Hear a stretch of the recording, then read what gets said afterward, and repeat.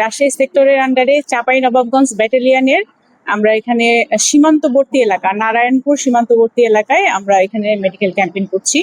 আমাদের মোটামুটি এখানে 1500 থেকে 2000 রোগী আমরা আশা করছি যে আমাদের কাছে আসবে আজকে সারাদিনে।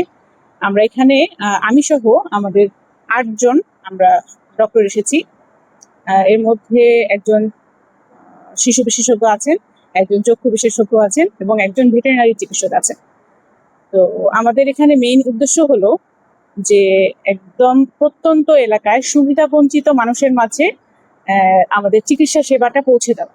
আপনারা এখানে খেয়াল করবেন যে একদম সীমান্তবর্তী এলাকা হওয়ায় এখানে মানুষরা চিকিৎসা সেবা নিতে গেলে অনেক দূরে যেতে হয়, যার কারণে অনেকেই চিকিৎসা সেবাটা পায় না বা নিতে পারে না।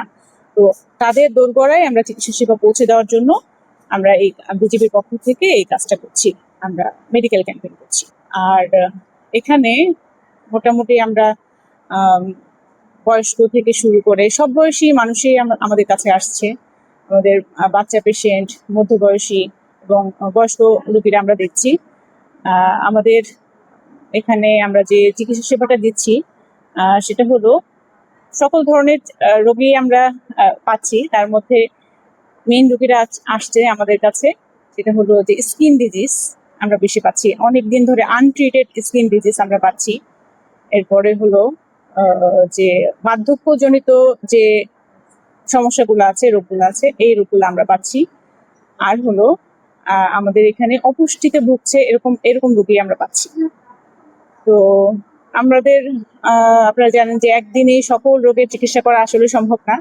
আমরা যতটুকু পারি আমাদের পক্ষ থেকে আমরা সচেতনতা বাড়াচ্ছি।